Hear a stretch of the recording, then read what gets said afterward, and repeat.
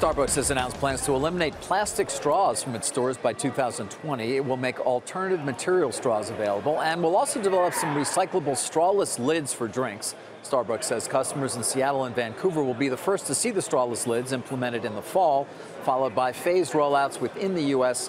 and Canada. Good for them, although it is interesting. I know you know this. I'm obsessed with the amount of litter in New York City, for example. When you look at it over the last 30 years and you look at your typical waste bin on the corner, it is filled up with things that come out of a Starbucks or out of a Shake Shack or any of these places. The amount of waste that has been created as a result of everybody having their mocha chocolata, whatever that is. We certainly want it to be paper, not plastic. There's that giant Antarctica-sized island of plastic. Yes, it's the size of France. The plastic in the the great plastic garbage thing is the size of France in the ocean. Many people feel that the most recent level has come from not from our country, but from Chinese rivers. And India too has a huge issue. Plastic bags.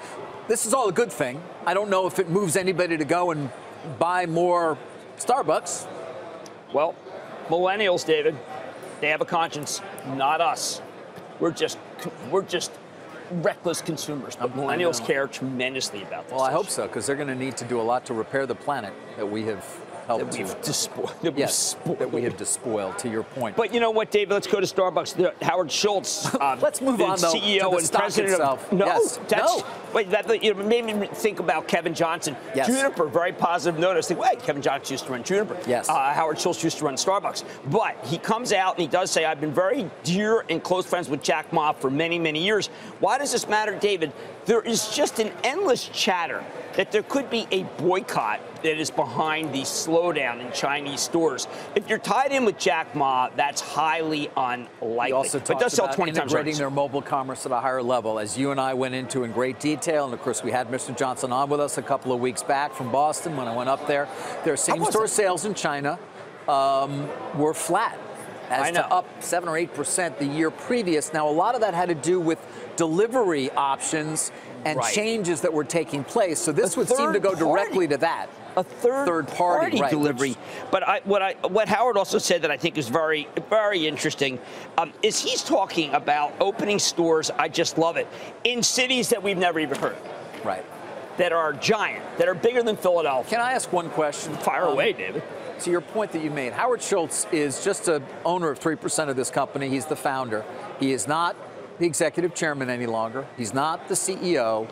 Why is he still talking? Well, Reuters says it's ostensibly on a farewell tour after he stepped down in June, and he felt like they had to talk about the false narrative. Everyone, fake news. But, you know, you raise a good question, which is, should ex-CEOs, what's their role? What's their role? Well, in most places, their role is zippity-doo-dah, nothing. Did you ever hear from Jim McNerney again at Boeing? No. You know why? Because he wanted to get the now it's different here. This is, I mean, we say found. He created. He found. He bought Starbucks. He's not a manager. He made Starbucks. He was not a manager. People always quibble about it, right? There were a handful of Starbucks. But boy, you raise a good point. Yeah. And I think that it's hard to get away for someone who was a founder. But when I read this story, I was cheered by it because I was worried about what's going on with China. It's good to hear that they're still opening. All right. Jack Ma announcement would be very positive. You have not been particularly positive on Starbucks. No, I can't be because and you're still not. No, I'm not, because it sells at 20 times earnings, and that's still expensive for a company that is not a growth stock at this moment. It has not recovered. It has not recovered from that fall from the day that we did the interview. It was revelatory. Obviously, the day before when they lowered guidance a bit for the quarter. It was very revelatory. When you went up there, did you sense gloom? I mean, what did you sense? No, I didn't sense gloom. Well, I mean, it's still. I mean, I was there this weekend. I mean, it's still a fabulous consumer name, but people were struck by that decline, dramatic decline in China. And there's more money going into Dunkin' Donuts than there is into Starbucks. Yeah. Dunkin' Donuts, if they were to shift to plastic from styrofoam. Hey, listen, let's hope Starbucks gets everybody to shift, you know? It's important. Hey there, thanks for checking out CNBC on YouTube. Be sure to subscribe to stay up to date on all of the day's biggest stories. You can also click on any of the videos around me to watch the latest from CNBC.